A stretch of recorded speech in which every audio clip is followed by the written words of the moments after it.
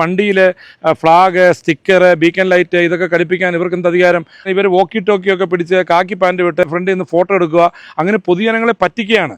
ഇവരെ നമ്മൾ വിളിക്കുമ്പോൾ തന്നെ പോലീസ് ഉദ്യോഗസ്ഥർ പോലും ഇവർ വിളിക്കുമ്പം യഥാർത്ഥ മനുഷ്യാവകാശ കമ്മീഷൻ, കേന്ദ്ര മനുഷ്യാവകാശ കമ്മീഷൻ്റെ ഓഫീസിൽ നിന്ന് വിളിക്കാമെന്ന് പറഞ്ഞ് ഇവർ ഭയപ്പെടുത്തുകയാണ് ചെയ്യുന്നത്.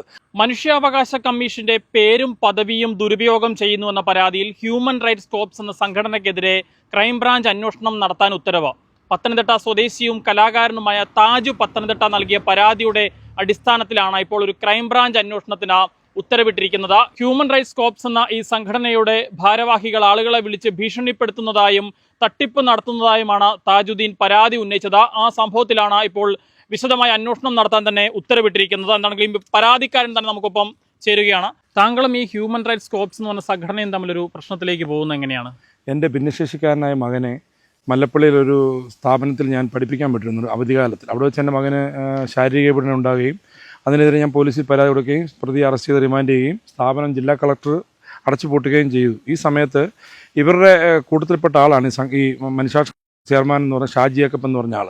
അദ്ദേഹം എന്നെ ഫോണിൽ വിളിക്കുകയും എന്നെ ഭീഷണിപ്പെടുത്തുകയും സ്ത്രീ പീഡനത്തിന് എന്നെ അകത്താക്കുമെന്ന് പറഞ്ഞ് എന്നെ ഭീഷണിപ്പെടുത്തുകയും ചെയ്തതനുസരിച്ചാണ് ഇദ്ദേഹത്തിനെതിരെ ഞാൻ പരാതിയുമായിട്ട് പോയത്. ഇദ്ദേഹത്തെ ഞാൻ നേരിട്ട് കണ്ടിട്ടില്ല. ഇവർ ഈ ഫോൺ വിളിക്കുന്ന ആൾക്കാരുടെ മൊത്തം ഇവർ പറയുന്നത് ഡൽഹി ഹ്യൂമൻ റൈറ്റ്സ് കമ്മീഷൻ ഓഫീസിൽ നിന്ന് വിളിക്കുകയാണ്, ലീഗൽ അതോറിറ്റിയിൽ നിന്ന് വിളിക്കുകയാണെന്ന് പറയുന്നു. ശരിക്കും ഇവർ ഹ്യൂമൻ റൈറ്റ്സ് കമ്മീഷനുമായിട്ട് യാതൊരു ബന്ധമില്ല. ഒരു സ്റ്റാറ്റ്യൂട്ടറി ബോഡി അണ്ടർന്ന് വെക്കാനുള്ള യാതൊരു അധികാരമില്ല. ഇവരൊരു ട്രസ്റ്റ് രൂപീകരിച്ച് നടത്തുന്ന വെറും കുടുംബ ട്രസ്റ്റ്, ഭാര്യയും ഭർത്താവും മക്കളും തമ്മിലൊരു ട്രസ്റ്റായിട്ട് രൂപീകരിച്ചുകൊണ്ടുള്ള ട്രസ്റ്റ് മാത്രമാണ് ഹ്യൂമൻ റൈറ്റ്സ് കോപ്സ് HRC. അപ്പോൾ ഇവർ പറയുന്നത് HRC എന്ന് പറയുമ്പോൾ ഹ്യൂമൻ റൈറ്റ്സ് കമ്മീഷൻ എന്ന് ജനങ്ങളെ തെറ്റിദ്ധരിപ്പിക്കുകയാണ്. NHRC national human rights corps എന്നാണ്. അപ്പോൾ നാഷണൽ ഹ്യൂമൻ റൈറ്റ്സ് കമ്മീഷൻ എന്ന് പറഞ്ഞ് ജനങ്ങളെ തെറ്റിദ്ധരിപ്പിക്കുകയാണ് ചെയ്യുന്നത്. ഇവരെ ഈ ഹ്യൂമൻ റൈറ്റ്സ് കോപ്സ് എന്ന് പറയുന്ന സംഘടന മനുഷ്യാവകാശ കമ്മീഷനാണെന്ന് അവരുടെ പേരും പദവിയും ദുരുപയോഗം ചെയ്ത് തട്ടിപ്പ് നടത്തുന്നുള്ള ഉത്തമ ബോധ്യമുള്ളതിനാൽ, പരാതിയുള്ളതിനാൽ മനുഷ്യാവകാശ കമ്മീഷൻ തന്നെ ഉത്തരവിട്ടതാണ് ഇവരുടെ സംഘടനയെ കരിമ്പട്ടികയിൽപ്പെടുത്താനും സംസ്ഥാന ക്രൈംബ്രാഞ്ചിനെ കൊണ്ട് അന്വേഷിപ്പിക്കാനും. പക്ഷേ അന്ന് 2024 സർക്കാർ ഈ കേസ് എടുത്തില്ല. അതിനെതിരെ എൻ്റെ ഒറ്റയാൾ പോരാട്ടം, ഞാൻ ഫൈറ്റ് ചെയ്ത് ഒറ്റയാൾ പോരാട്ടത്തിലൂടെ ഞാൻ നിരന്തരം പരാതി കൊടുക്കുകയും ചെയ്തതിൻ്റെ അടിസ്ഥാനത്തിൽ ഇപ്പോൾ സംസ്ഥാന മനുഷ്യാവകാശ കമ്മീഷൻ ഇവർക്കെതിരെ കേസെടുക്കണമെന്ന് ഉത്തരവിടുകയും അതനുസരിച്ച് DGP ക്രൈംബ്രാഞ്ചിനെ കൊണ്ട് അന്വേഷണം നടത്താൻ ഉത്തരവിട്ടുകയും ചെയ്തിരിക്കുകയാണ്. 1 2 3 കേസാണ് ഇവർക്കെതിരെ നിലവിൽ രജിസ്റ്റർ ചെയ്ത് അന്വേഷണം നടത്താൻ ക്രൈംബ്രാഞ്ച് ഉത്തരവായിരിക്കുന്നത്. അവർ തന്നെ പല വീഡിയോകളിൽ പറയുന്നുണ്ട് 17 സംസ്ഥാനങ്ങളിൽ ശക്തമായി പ്രവർത്തിക്കുന്നുണ്ടെന്നും കേരളത്തിൽ മാത്രമേ ഞങ്ങളുടെ പ്രസ്ഥാനത്തിനെതിരെ പ്രശ്നങ്ങളുണ്ടെന്നും. ഇവർ വണ്ടിയിൽ ഫ്ലാഗ്, സ്റ്റിക്കർ, ബീക്കൺ ലൈറ്റ് ഇതൊക്കെ ഘടിപ്പിക്കാൻ ഇവർക്ക് എന്ത് അധികാരം? അതുപോലെ തന്നെ ജനങ്ങളെ നിന്ന് വിളിച്ച് ഭീഷണിപ്പെടുത്തുക, അവരെ ഭീഷണിപ്പെടുത്തി അവരിൽ നിന്ന് പണം തട്ടുക, ഇതിൻ്റെയൊക്കെ ധാരാളം തെളിവുകൾ എൻ്റെ കയ്യിലുണ്ട്. അതൊക്കെ ഞാൻ കൊടുത്തിട്ടുണ്ട്.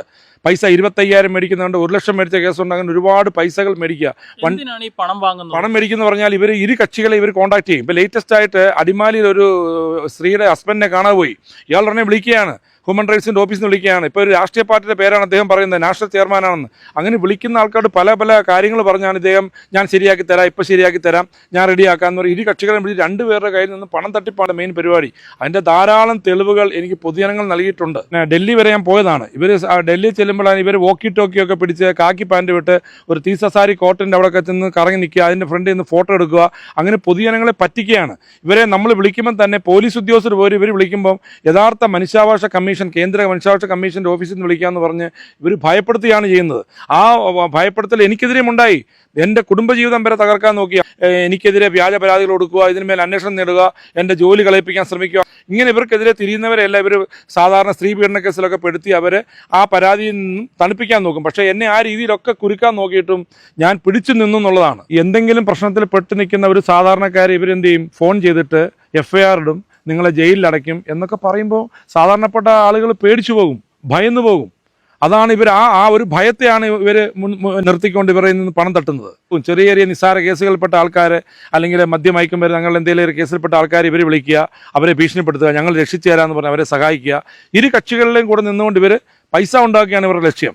ഈ സംഘടനയ്ക്കെതിരെ മറ്റ് പോലീസ് കേസുകൾ സംസ്ഥാനത്ത് രജിസ്റ്റർ ചെയ്തിട്ടുണ്ട്. സംസ്ഥാനത്ത് നിരവധി സ്റ്റേഷനുകളിൽ ആറന്മുള പോലീസ് സ്റ്റേഷനിൽ കേസ് ചെയ്തിട്ടുണ്ട്, കോയിപ്പുറം പോലീസ് സ്റ്റേഷനിൽ കേസ് രജിച്ചിട്ടുണ്ട്, പത്തനംതിട്ട പോലീസ് സ്റ്റേഷനിൽ ഞാൻ കൊടുത്ത പരാതിയിൽ കേസ് രജിസ്റ്റർ ചെയ്തിട്ടുണ്ട്, ഹിൽ പാലസ് സ്റ്റേഷനിൽ കേസ് രജിസ്റ്റർ ചെയ്തിട്ടുണ്ട്, കോഴിക്കോടുണ്ട്. അങ്ങനെ നിരവധി കേസുകളുണ്ട്. നിരവധി കേസുകൾ മേൽ അന്വേഷണം നടന്നുകൊണ്ടിരിക്കുന്ന സംഗതി. ഇവർ ഈ കേസിനൊന്നും സ്റ്റേഷനിൽ വരികയോ ജാമ്യം എടുക്കുകയോ ചെയ്യുന്നില്ല. അബ്സ്കൗണ്ടിംഗ് എന്നാണ് പത്തനംതിട്ട പോലീസ് ഇപ്പോൾ ഇവർക്ക് കോയിപ്പുറ പോലീസും ഇവർ അബ്സ്കൗണ്ടിംഗ് എന്നാണ് റിപ്പോർട്ട് കൊടുത്തിരിക്കുന്നത് ബഹുമാനപ്പെട്ട കോടതിയിൽ. താങ്കളുടെ മകനെ നോക്കാൻ ഏൽപ്പിച്ച സ്പെഷ്യൽ സ്കൂൾ, ആ സ്കൂളിൽ നിന്ന് മകന് നേരിടേണ്ടി വന്ന പീഡനം, ആ പീഡനത്തെ തുടർന്ന് താങ്കൾ പരാതി കൊടുക്കുന്നു, ആ സ്ഥാപനം പൂട്ടിക്കുന്നു. ഇതിലുള്ള വിരോധമാണ് നിങ്ങൾ തമ്മിലുള്ള പ്രശ്നത്തിന് തുടക്കമായത്. തീർച്ചയായിട്ടും ഈ ഒറ്റ വിരോധത്തിലാണ് രാഹുൽ എൻ്റെ അടുത്ത് വരികയും എന്നെ വിളിക്കുകയും ഭീഷണിപ്പെടുത്തുകയും ചെയ്തത്. അല്ല, ഇദ്ദേഹത്തെ ഞാൻ നേരിട്ട് കണ്ടിട്ടില്ല, ഒന്നുമില്ല. എൻ്റെ കുടുംബജീവിതം വരെ തകർക്കാൻ നോക്കി. ഞാനിതിലൊന്നും ഭയന്നില്ല, പേടിച്ചില്ല. അതാണ് എൻ്റെ അകത്ത്. അപ്പോൾ എനിക്ക് സത്യം പറഞ്ഞു കഴിഞ്ഞാൽ ഇപ്പോൾ സംസ്ഥാന ക്രൈംബ്രാഞ്ച് കേസെടുത്ത് അന്വേഷണം നടത്താൻ ഉത്തരവിട്ടപ്പോൾ തന്നെ ഞാൻ വിജയിച്ചു. ഞാൻ ഇത്രയും നാളും 2 വർഷമായി നടത്തിയ എൻ്റെ ഒറ്റയാൽ പോരാട്ടം വിജയിച്ചു. അതിനെന്നും നന്ദി മാത്രമേ ഉള്ളൂ. എൻ്റെ കയ്യിൽ ഈ ഹ്യൂമൻ റൈറ്റ്സ് കോപ്സ് എന്ന സംഘടനയ്ക്കെതിരെയുള്ള ധാരാളം തെളിവുകൾ എൻ്റെ കൈവശമുണ്ട്. അതൊക്കെ ബഹുമാനപ്പെട്ട സംസ്ഥാന ക്രൈംബ്രാഞ്ചിൻ്റെ ഞാൻ ഏൽപ്പിക്കും. ആ നിയമ പോരാട്ടവുമായി ഞാൻ മുന്നോട്ട് പോകും. എനിക്ക് ധാരാളം വധഭീഷണികൾ വരുന്നുണ്ട്. ഹിന്ദിയിൽ എന്നെ വിളിച്ച് ഭീഷണിപ്പെടുത്തുന്നുണ്ട്. ഇതൊക്കെ ഞാൻ അതാത് സമയത്ത് പോലീസിൽ അറിയിച്ചുകൊണ്ടിരിക്കുകയാണ്. എനിക്ക് ഭയമില്ല. ഏതായാലും സംസ്ഥാന ക്രൈംബ്രാഞ്ചിലെ, കേരള സർക്കാരിലെ, കേരള പോലീസിൽ എനിക്ക് വിശ്വാസമുണ്ട്. ഞാൻ തീർച്ചയായിട്ടും എല്ലാ തെളിവുകളും, ഇവർക്കെതിരെയുള്ള എല്ലാ തെളിവുകളും ഞാൻ സംസ്ഥാന ക്രൈംബ്രാഞ്ചിന് കൈമാറുന്നതായിരിക്കും. സംസ്ഥാന മനുഷ്യാവകാശ കമ്മീഷന്റെ പേരും പദവിയും ദുരുപയോഗം ചെയ്യുന്നു എന്ന പരാതിയിൽ ഹ്യൂമൻ റൈറ്റ്സ് കോപ്സ് എന്ന ഈ സംഘടനയ്ക്കെതിരെ ക്രൈംബ്രാഞ്ച് അന്വേഷണം നടത്താൻ ഇപ്പോൾ ഉത്തരവിട്ടിരിക്കുകയാണ്. പത്തനംതിട്ടയിൽ നിന്നും ക്യാമറാമാൻ അരുൺ മലയിലിനൊപ്പം Rahul Irumpukuzhi, Focus News TV.